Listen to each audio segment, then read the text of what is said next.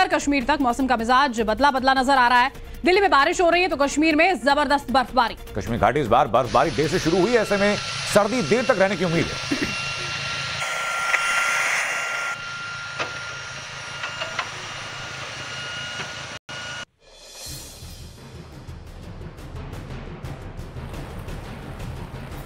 बर्फबारी भले ही देर से शुरू हुई, लेकिन कश्मीर घाटी में जमकर बर्फबारी हो रही है। जोरदार स्नोफॉल से कश्मीर की वादियां सफेद नजर आ रही हैं। घर, गाड़ी, पेड़ पौधे और पहाड़ बर्फ से ढक चुके हैं। सड़कों का तो नामो निशान तक नहीं है। घाटी में सड़कें बर्फ में दफन हो गई हैं, जिसके चलते आवाजाही ठप हो गई है। बर्फिस्तान जैसा ये नजारा साउथ कश्मीर के शोपियां जिले का है, जहां नॉन स्टॉप स्नोफॉल से जनजीवन बेहाल हो गया है। बर्फबारी की वजह से जगह जगह लैंडस्लाइड भी हो रही है। बर्फबारी और भूस्खलन के चलते Jammu Srinagar national highway block हो गया है। 2 महीने के खुश्क मौसम का सामना करने के बाद श्रीनगर में आज पहली बार बर्फबारी हुई है। बर्फबारी रात के वक्त शुरू हुई और इस वक्त मैं श्रीनगर के लाल चौक में हूं और मेरे सहयोगी शफीक आपको तस्वीरों में दिखाएंगे कि एक मोटी परत बर्फ की जमीन पर जमा हुई है। 1 से 2 इंच बर्फ जो है वो श्रीनगर में रिकॉर्ड की गई है। ये इस सीजन की पहली बर्फबारी है जो श्रीनगर में रिकॉर्ड की गई है। पिछले 2 से 3 दिनों के दौरान कश्मीर घाटी के उत्तरी इलाकों में और दक्षिणी इलाकों में बर्फबारी हो रही है। खासतौर पर कुपवारा और बारामुल्ला सहित गुलमर्ग और सोनमर्ग में बर्फबारी रिकॉर्ड की गई है, लेकिन ये पहली बार श्रीनगर में इस तरह की बर्फबारी जो रात को हुई है और बर्फ जमा हुई है। लेकिन इसकी जो बर्फ है उससे लोग काफ़ी खुश है, क्योंकि पिछले 2 महीने के दौरान लगातार श्रीनगर के लोगों ने भीषण सर्दी का सामना किया, खुश्क साली का सामना किया। खुश्क मौसम लगातार पिछले 2 महीने के दौरान देखने को मिला। आप देख सकते हैं पहाड़ों की तस्वीरें भी हम यहाँ पर आपको दिखा रहे हैं। पहाड़ों पर भी एक मोटी परत बर्फ की जमा हुई है। बादल अभी भी छाए हुए हैं और मौसम विभाग के मुताबिक अगले 48 घंटों के दौरान कश्मीर घाटी में और बर्फबारी हो सकती है।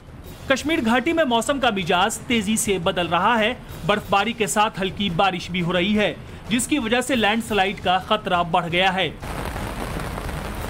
पहाड़ दरकने की ये तस्वीरें किश्तवाड़ की हैं। यहां लगातार पहाड़ दरक रहे हैं। नेशनल हाईवे 244 पर मलबा और बोल्डर जमा होने से वाहनों की आवाजाही रोक दी गई है। गुलमर्ग से सोनमर्ग तक बर्फबारी का मनमोहक नजारा देखने को मिल रहा है। तो वहीं माता वैष्णो देवी का दरबार भी बर्फबारी से गुलजार है। वैष्णो देवी के आसपास भी सीजन की पहली बर्फबारी हुई। इस बर्फबारी को देख आने वाले श्रद्धालु बहुत ही खुश नजर आए। ठंड के भीषण प्रकोप और रास्ते में बर्फ की चादर बिछी है, फिर भी नंगे पांव भक्त माता के जयकारे लगाते हुए आगे बढ़ रहे हैं। वहीं बर्फबारी की वजह से प्रशासन ने श्रद्धालुओं को सावधानी बरतने की सलाह दी है।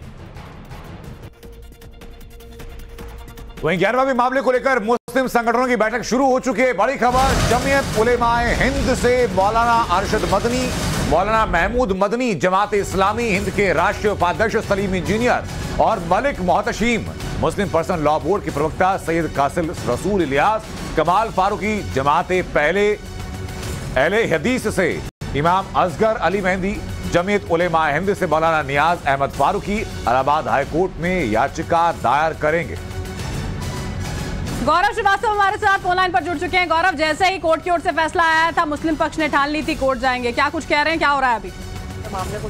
बिल्कुल, देखिए इस वक्त जमीयत उलेमाए हिंद के मुख्यालय जो कि ITO पर स्थित है, वहां पर जो तमाम बड़े मुस्लिम संगठन हैं, उनके जो रिप्रेजेंटेटिव्स हैं, जो उनसे जुड़े लोग हैं, जो मुस्लिम समाज का प्रतिनिधित्व करते हैं, वो इस वक्त ज्ञानव्यापी परिसर को लेकर जो इस तरह से वाराणसी जिला अदालत का फैसला है उसको लेकर अब जो है वो बैठक कर रहे हैं। आगे किस तरह की रणनीति होगी, क्या कानूनी रास्ता अपनाना है, क्योंकि हमने देखा कि किस तरीके से कल देर रात जो है सुप्रीम कोर्ट में पूरी तरह से कोशिश होती रही और आज सुबह 4 बजे जाकर देश के मुख्य न्यायाधीश DY चंद्रचूड़ ने ये कहा कि इस मामले में आप पहले जाकर इलाहाबाद हाईकोर्ट में सुनवाई करवाइए, वहां याचिका दाखिल करिए, उस उसके बाद सुप्रीम कोर्ट सुनवाई करेगी। तो पूरी रात कोशिशें हुई हैं, उसके बावजूद जो है हम देख रहे हैं कि जिस तरीके से वहां पर पूजा हुई है। बिल्कुल गौरव, बहुत बहुत शुक्रिया आपका इस जानकारी के लिए। छोटे से ब्रेक का वक्त है। बजट को लेकर पक्ष और विपक्ष की मिलीजुली प्रतिक्रिया सामने आ रही है। सत्ता पक्ष जहां इस बजट को सरकार की दूरदर्शी सोच बता रहा है, तो विपक्ष इसे निराशाजनक बजट बता रहा है। किसका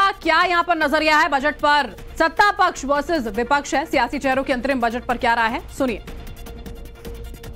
इसमें पूरी तरह से मैं आश्वस्त हूं इस इंटरिम बजट के कारण ही। जो भी इंडिकेशन इस बजट से मिले हैं कि हमारी इकॉनमी जो आज दुनिया की टाइप 5 कंट्रीज में है, उसकी साइज बढ़कर 2027 तक मोर देन $5 ट्रिलियन जाएगी और 2030 आते आते मोर देन $7 ट्रिलियन तक पहुंचेगी। एक विकसित भारत का लक्ष्य, एक आत्मनिर्भर भारत का लक्ष्य, एक विश्व गुरु बनने का लक्ष्य, उन तीनों लक्ष्यों के प्रति पूर्ण श्रद्धा के साथ और गति के साथ भारत बढ़ चुका है। सामाजिक न्याय सिर्फ नारा नहीं, छलावा नहीं है।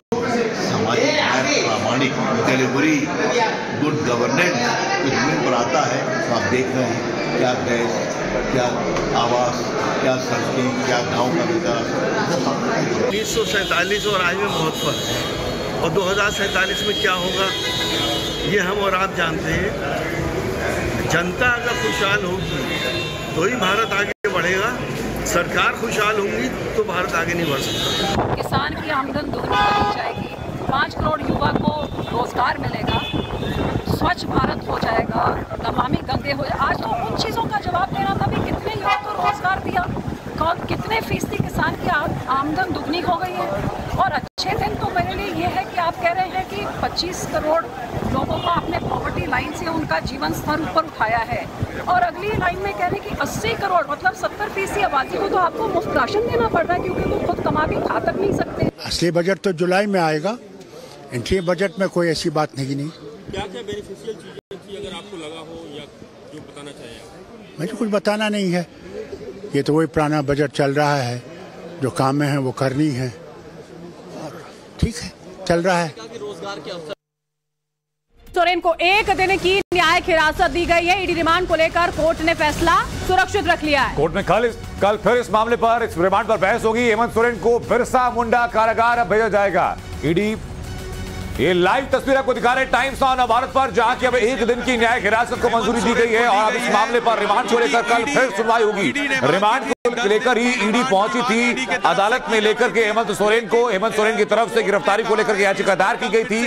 अभी फिलहाल रिमांड पर फैसला नहीं, लेकिन 1 दिन की न्यायिक हिरासत में हेमंत सोरेन को भेज दिया गया। कल फिर सुनवाई होगी, जहां पर हेमंत सोरेन की रिमांड को लेकर कल फैसला आ सकता है। 1 दिन की न्यायिक हिरासत यहां पर ईडी ने कल पूछताछ शुरू की थी। 7 घंटों का से ज्यादा का वक्त यहां पर था, और उसके बाद यहां पर गिरफ्तारी कर ली गई। निकल रहे हैं आप देखिए, हेमंत सोरेन की गाड़ी यहां कोर्ट से निकल गई है।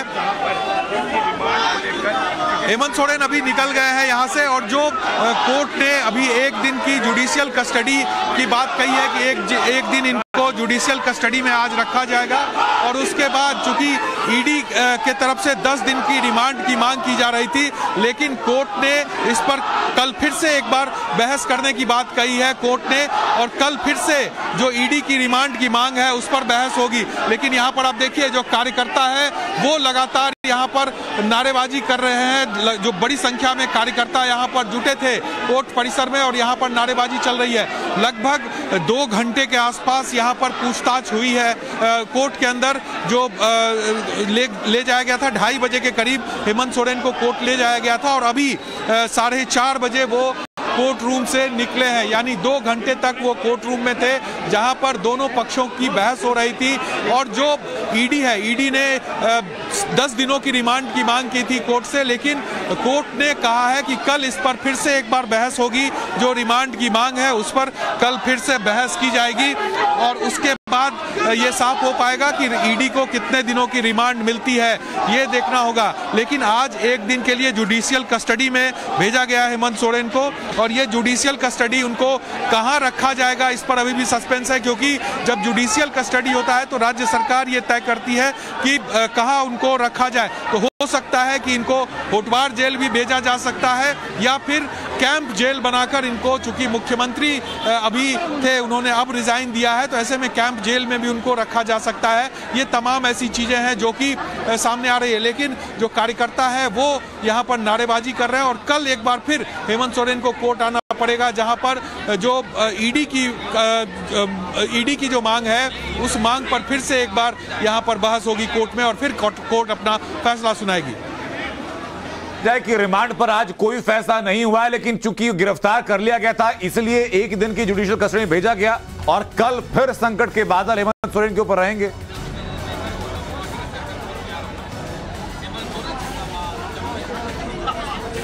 देखिए, बिल्कुल कल फिर से एक बार बहस होगी कोर्ट में और जो ईडी रिमांड की मांग कर रही है, 10 दिनों की रिमांड ईडी ने मांग रखी है कोर्ट में। उन्होंने सारे साक्ष्य दिए हैं जिस पर की बहस करना है, जिस पर सवाल जवाब यहां पर हेमंत सोरेन से करना है ईडी को, तो इस आधार पर उसने अपनी रिमांड की मांग रखी है 10 दिनों की। लेकिन अब कोर्ट इस रिमांड को कितने दिनों तक देती है, जो हमारे सोर्स बता रहे हैं कि 4 से 5 दिनों की रिमांड कोर्ट दे सकती है, जैसा आज भी इस इशू को लेकर चर्चा चल रहा था। लेकिन चूंकि जो बचाव पक्ष है उसने भी अपनी दलील यहां पर कोर्ट में आज पेश की है। लगभग 2 घंटे तक बहस हुई है दोनों पक्षों के बीच। उसके बाद कोर्ट ने फिर से कल कहा है कि इस पर अगली सुनवाई फिर कल हम करेंगे। आज एक दिन के लिए जुडिशियल कस्टडी में इनको रखा जाए। लेकिन अब सवाल उठता है कि अभी जब हेमंत सोरेन कोर्ट से निकले हैं तो वो क्या जेल, होटवार जेल जा रहे हैं या फिर उनको कैंप जेल बनाकर रखा जाएगा? इस पर अपडेट के लिए आपके पास साकिब वापस लौटेंगे बाहर। शुक्रिया आपका। लेकिन पीएमएलए कोर्ट अब कल फिर फैसला देगा हेमंत सोरेन की रिमांड को लेकर के। चलिए